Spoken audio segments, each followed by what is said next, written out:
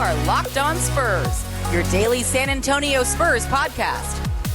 Part of the Locked On Podcast Network, your team every day. Welcome back to Locked On Spurs right here on the Locked On NBA Network. I'm your host, Jeff Garcia, Spurs writer for Kens 5 San Antonio.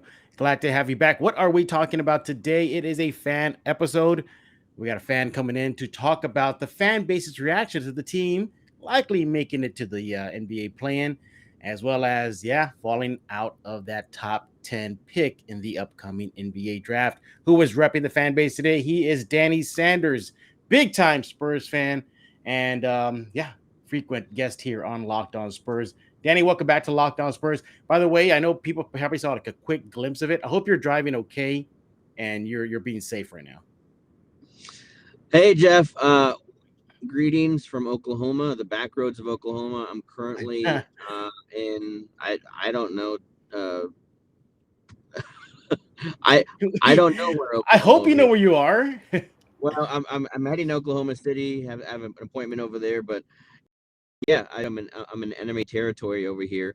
Even though the battles and the wars that we have between Spurs and Thunder these days don't necessarily reflect what we used to see back in the like 2010 to 2016, 2017 years. But we definitely had some battles, so it's kind of weird to be here sometimes. But you see Thunder signs and Thunder billboards and everything else. So, but yeah, good afternoon. Hope all's well. And yeah, I want to make sure and put an emphasis on this because I know sometimes, especially right now, and we'll talk about it here in a little bit, kind of call into question. Major Spurs fan. Love the Spurs. Has been a Spurs fan since 1989. Actually, 1988.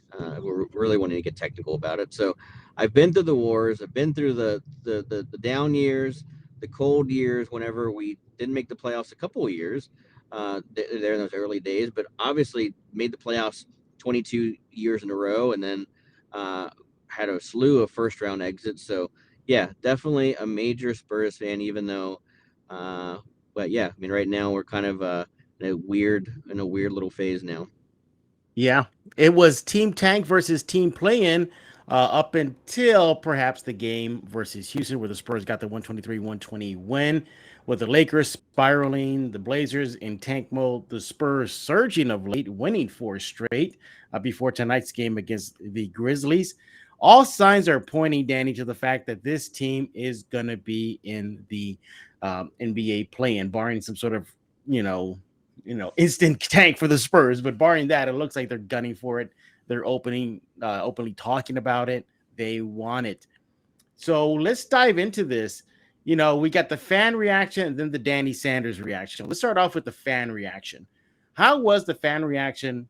Or are they pretty much, at least for those that are on Team Tank, are they accepting the reality that Team Tank is no more?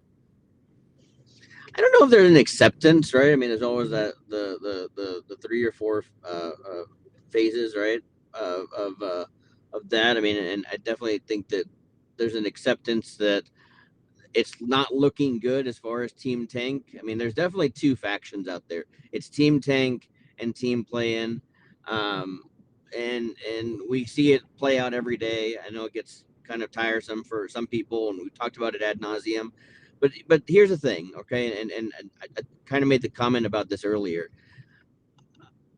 I want the Spurs to win. All right. Whenever I watch a Spurs game, I mean, maybe here as of late, I don't mind the losses, even though we haven't really been experiencing the losses, especially in this 4-game road trip. Which, by the way, that's the first 4-game road trip sweep that we've had since 2007, I think, or 2008. Is that what I saw?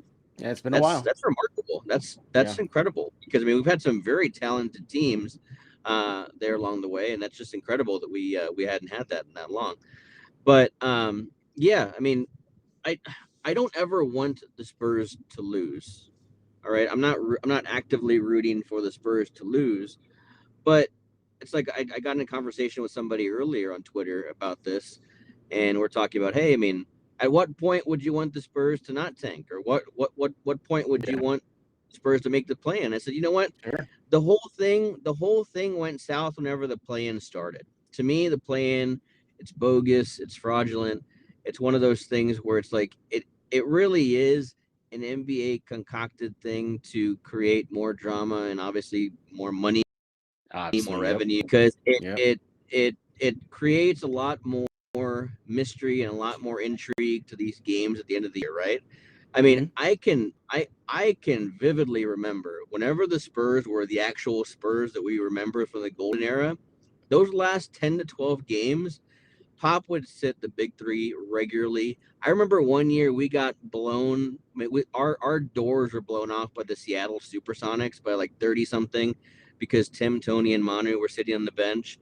I mean, that's just what happened. I mean, those last 10 to 12 games of the year, uh, if you were a contender and if you actually had hopes of going far and making some noise in the playoffs, these Sure. games didn't matter. They didn't count. It's like, hey, I mean, start your rookies, start your guys at the end of the bench, because that's kind of what it really just. I mean, that's what it's for now. I Right. remember back the play-in. I mean, we had the fan appreciation night. Remember at the end of the year, and it was Mhm. mostly just the fans appreciating the bench players because that's really all who was playing. So I mean, that the play-in is really what is kind of mucking everything up at this point, because I mean, legitimately, the ninth and 10th seed of each conference have no business, none whatsoever, talking about playoffs. We're not even 500. We've not won half of our games. At that point, that should be some type of indication as to what type of team we have now. This talk about play-in at all, or playoffs, it's not. We wouldn't even be having this conversation 3 or 4 years ago before the play-in scenarios. I get where Team Tank was coming from. I get it. I totally get it. I knew you were one of the captains of the ship. It makes sense. I think Popovich even talked about it too, Danny. He said it is logical, that fans think that way. He sees it, but then again, he talked about the other side of the coin, which is you can't tell your team, your players to intentionally lose, because A, not good look, and B, you'll get in trouble by the league. But, you know, with that, with the fact that it looks like Team Tank is off to sailing now, again, barring any catastrophic thing that could happen, you know, you think those that were on Team Tank are just gonna have to just realize like it is what it is, and just enjoy the ride. And we're gonna talk about this in a few seconds. That top 10 pick likely is not gonna happen. Um, it just seems to me, Danny, that with just a handful of games, those that are in Team Tank, you know, I mean, they're not going to not cheer for the play-in team. I mean, you still have to cheer for them. I mean, hey, let the kids see what the kids can do in a one game elimination, game. Yeah, and I think once that time comes, once it's actually confirmed, what is the 82nd game of the season has already been played, and it looks like the Spurs are going to be in the play-in, and we're going to face whoever, whether it be the Pelican, Rules, or whoever that might be at this point. And I know currently the Clippers are the 8th seed, but yeah, once that's set in stone, then everyone's going to be go Spurs go. I I think I speak for everyone whenever we're talking about Team Tank. I mean, hey, once that ball drops and once we're talking about the play in, we're all go Spurs go, we're all por vida, we're all, hey, I mean, we want to see some wins. It's like, hey, we're here now, so we may as well, right? I mean, that's really what I think the sentiment's going to be. But it's like what you mentioned a few moments ago. I mean, the whole idea behind the tanking scenario is, I mean, and I think I made this comment a couple weeks ago. Um, this would have been a lot better if we had a lot of these wins back in November or December. And I think somebody tried to tell me, like, hey, I mean, the wins now are just as valuable as they were back then. And I kind of started thinking about it. I was like, no, not really, because I think if we had some of these wins back in November and December that had put us in a position to then get the ninth or the 8th seed, then fine. Then that's something different. But there's 4 games right now separating the 8th seed from the ninth seed. that should tell the 9th and 10th seed fans, hey, you really don't have a shot in hell that your team's going to do much. Now, last year was kind of an exception because Memphis, they went and I think we were the 10th seed, they were the 9th seed. Of course, we had that play-in game. Memphis beat us. Then Memphis went on to beat Golden State in Golden State, which I think a lot of people didn't see. And I think that was really kind of the rise of Ja Morant as far as his notoriety and his popularity, and just showing what kind of player he is. But we don't have that. We don't have that on our team. And I was talking about this earlier with another Spurs Twitter member, and it's like, hey, there's a talent gap, and that's really what it comes down to. Is right now, and I mean, this is like right in front of our faces right now because it's March Madness. We see the talent that we could have attained had we had a top 4 or 5 pick. There's Paolo Banchero, there's Jabari Smith, there's Ivy, there's Duran. I mean, all those guys. I mean, they would have propelled us even further as far as getting as close and closing that talent gap that we see so often. And I'm not saying we don't have talented guys. I mean, DeJounte Murray has jumped leaps and bounds from where he was last year and even 2 years ago. And he's really shown that he can be that clutch guy that we need in the fourth quarter. I think I even remember seeing a stat, like he's in like the top 2 or 3 for players as far as fourth quarter points. So no one ever really thought that he'd be that kind of player, but that's what he is now. And that's on top of his defensive prowess. And we see Kelly, how he's really maintained that 3-point shooting. And I think I heard last night that this is the first time in his career that he's reached 20 points in 3 consecutive games. So I mean, we see the progress there. We see the growth. We see how they're getting better. But at the same end, whenever you see them face those top elite teams in the league, like the Grizzlies, like the Suns, like the Bucks, like the Sixers, we can definitely see there's a big disparity in talent. All right. I mean, there just is. I mean, we as fans don't always like to admit that, but there's a big disparity in talent. And that's no shade to the current players. It's just, hey, we need to get more talent and we need to grow together even more. And that's where I think that opportunity was lost a little bit because, I mean, sure, we make the play-in game. We maybe win a game, maybe win 2 games if we're really lucky. And then what's our gift? What's our prize? Oh, look, it's a really, really, really good Phoenix Suns team that might be the best team in the league at this point. And we're going to get our doors blown off in 4 games there to where, I mean, it might give the guys some playoff experience, but is that really going to be something that they're going to stew on over the summer, and all of a sudden next year they're going to come out like gangbusters and we're going to be a playoff team next year? I don't think so. I don't see that. And I mean, sure, there's a lot of moving pieces. There's a lot of moving parts. We have a lot of cap space. We have 3 first-round picks. We don't really know where they're going to be right now, but there's a lot of opportunity for us to get more talent. But just in seeing how things have been the last 2 years, 3 years specifically, as far as free agents, I don't know. I mean, I think more than anything, this team's going to have to go the trade route or the draft route, in terms of attaining that talent. Or the overpay free agent route, which is also on the table. We're talking with Danny Sanders right here on this fan episode of Locked On Spurs. We're discussing fans, pretty much accepting the fact this is a play-in team, and we're going to be discussing the fact that the Spurs are likely not going to fall into the top 10 in just a few seconds. Look, I've been talking about Price Picks forever. Well, hey, I want you to download the app right now. It's on anywhere you get your app for your cell phone. It's an award-winning. It's called Price Picks. It's daily fantasy made easy. I love it, and I know you will too. You pick 2 to 5 players, and over and under the projections, you win up to 10 times on any entry. It's just you versus the projected numbers. Entries can even be made in 60 seconds or less. It's that easy. Price Picks is safe. Offers fast withdrawals. Get it on the App Store, Google Play. Hey, it even offers any prop you can think of, from point scores, rebounds, and steals. It even allows for mixed sports entries. And it doesn't just offer the NBA. You get college basketball, college football, NFL, MLB, soccer, MMA, much, much more. For a limited time, Prize Picks has an exclusive no-brainer of an offer for all of our users. Get $50 for free if a player in your first Prize Pick entry scores a single point, but you got to use code NBA. That's right, exclusive offer right here. Locked On fans, sign up today. Get that code NBA for $50 for free if a player in your first Prize Pick scores a single point. Go get it right now, Prize Picks.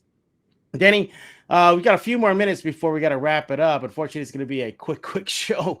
But, with the play-in comes the fact that, hey, this team likely is not going to land in the top 10 in the upcoming draft. How are Spurs fans, reacting to that? Because I think that's almost universal, whether you're in team tank or team play-in, you Spurs fans want, the best of both worlds. They want the play-in and the top 10 pick. And, well, that ain't going to happen. The Spurs are going to fall out likely of that top 10. Is that rubbing Spurs fans the wrong way right now?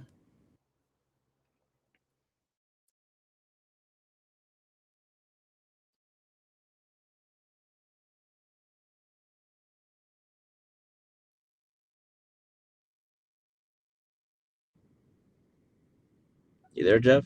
Oh, well, listen, we lost Danny for a second, but just quickly, do you think it's rubbing Spurs fan base, whether you're team tank or team play, in the wrong way, that the fact that this team is likely not going to land in the top 10? It was a long shot to begin with.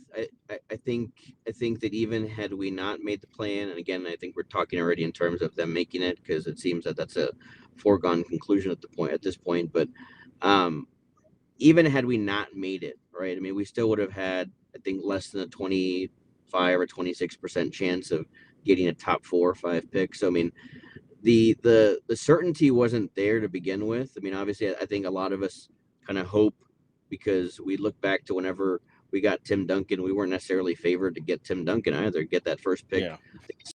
Celtics. But I mean, it's just the opportunity.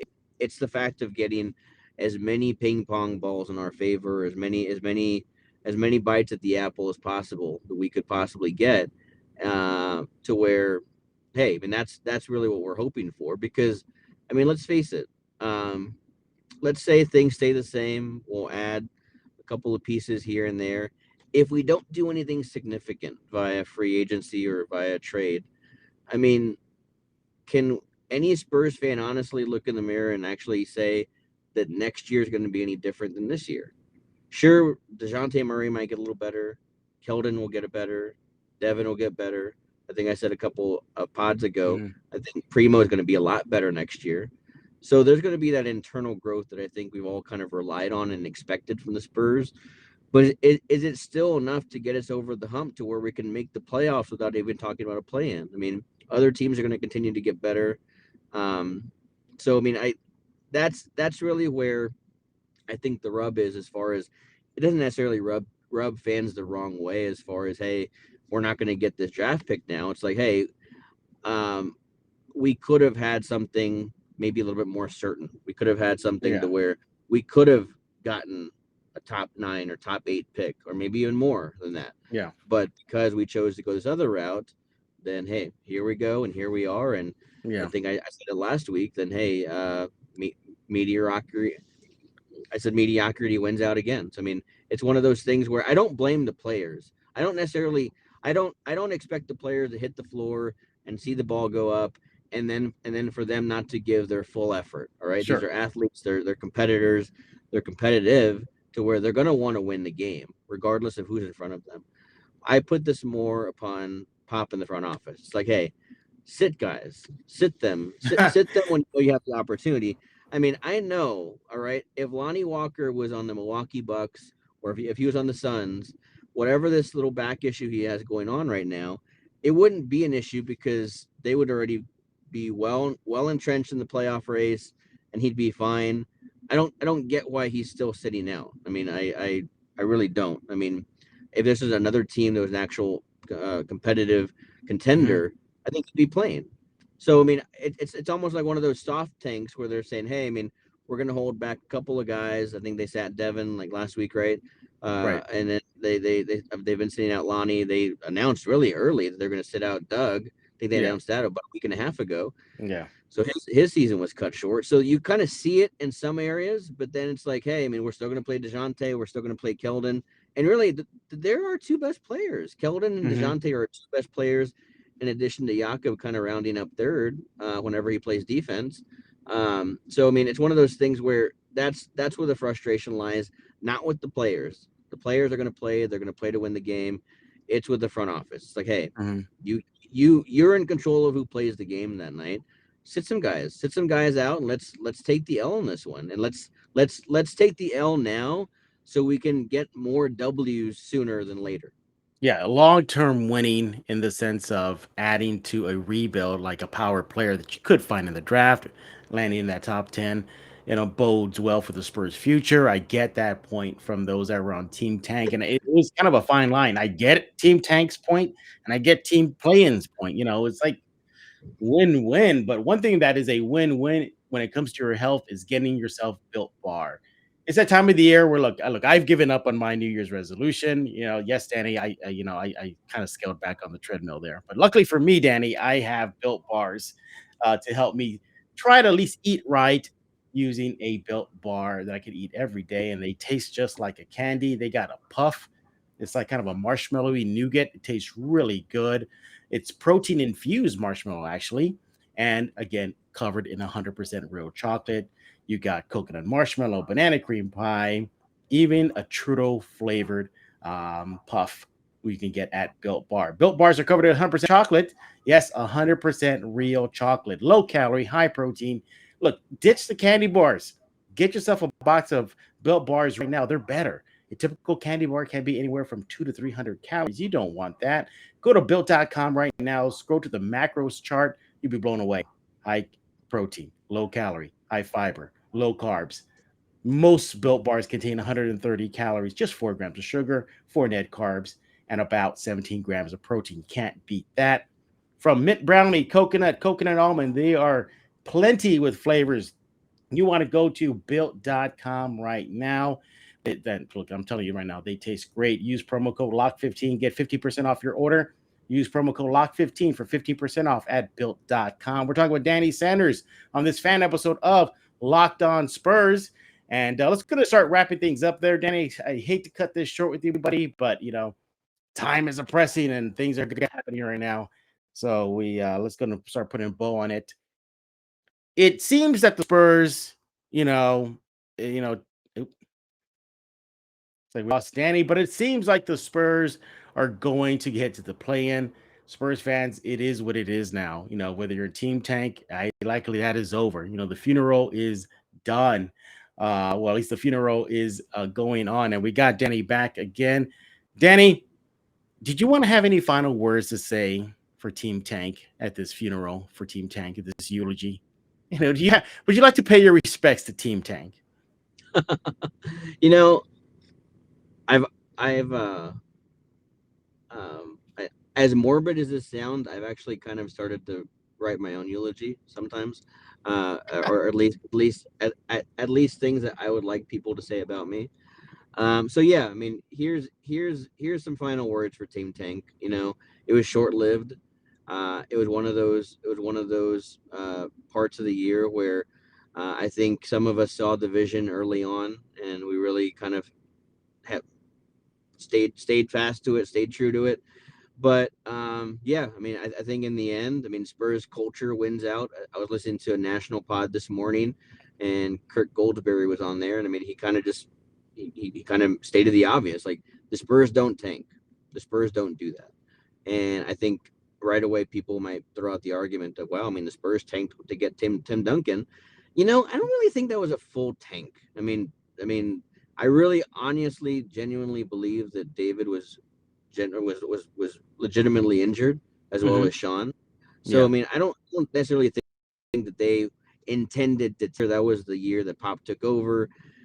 And I mean, you have to admit, I mean, I think especially as an incoming coach who's never coached before on that level, had he had any say at that point, he certainly would have wanted David and Sean on the team rather than the likes of Jamie Fike and Corey Alexander and busted up Dominique Wilkins. Yeah. So I mean, I think he definitely would have wanted those players over the players he got. So I don't think that was ever a tank. And I think he stated it perfectly, to where the Spurs, they just don't have that kind of culture to tank like the Yeah. Sixers, the process Sixers. And see, that was never really, again, I mean, and I think there was a little bit of confusion as far as team tank. We never wanted the Spurs to actively lose like the process Sixers. It's just once you kind of saw the writing on the wall, yeah, sit some guys, take a take a breather, take a beat, and let's see what happens. All right. Yeah, But absolutely. again, a true testament to these young guys, and they've shown it over and over and over again in all the games this year, with very few exceptions. But I mean, they've been down 19, 18, 20 points to teams, Sure. and they've fought and clawed back. And there have been times whenever they've gotten back within one or taken the lead, and maybe they've won a few and they've lost more than that. But they've always fought, they've always clawed back, and they've always wanted to make sure that they stayed competitive and that they wanted to compete. And that's something you can't take away from this group, is they sure as heck competed this year, and they Hmm. still are till till the bitter end. Yeah, So they are. yeah, for Team Tank, I mean, it was a good ride while it lasted those 2 or 3 weeks. But yeah, I think we'll have at least Yeah, another game of Spurs basketball after that 82nd game. Fortunately or yeah. unfortunately, versus the fence you're on. You're right. Yeah, and you look at some of the teams they have left on the schedule. Some of the power teams. Like your Warriors and your Grizzlies. Once everybody's set in their positioning, they're likely to start resting some of their top players once they know exactly where they're going to be seated in the NBA playoffs. Hey, we're done talking. We want to hear from you. What do you think about the end of Team Tank from a fan perspective? And from a fan perspective, what do you think about the Spurs not likely going to be in that top 10? Look, Danny, he did his best to represent you right now, but is he wrong? Is he right? Let him know on Twitter at Danny Sanders 80. Danny, first of all, please be careful on the road. Please I be finally careful. parked. I You got to my did? destination. I Okay. got to my destination. Yes. Yeah. So Yeah. thank Well, you. Danny, yeah, exactly. Danny is safe, everybody, but still give him a follow. Let him know your thoughts about what he had to say regarding this Spurs team as the regular season winds down. We thank you for making Locked On Spurs your first listen each and every day. Hey, it's on YouTube now. Locked On Spurs is now on YouTube. This is number 3. Danny, you're the third episode of a YouTube show. So you were the Three's third always man my out favorite there. That's it. That's it. Maybe I'll say that at your eulogy. I remember Danny Sanders. My God, he loved the number 3. God, he There loved the we number 3. But for Danny Sanders, I am Jeff Garcia. We're going to put a lock on this episode of Locked On Spurs.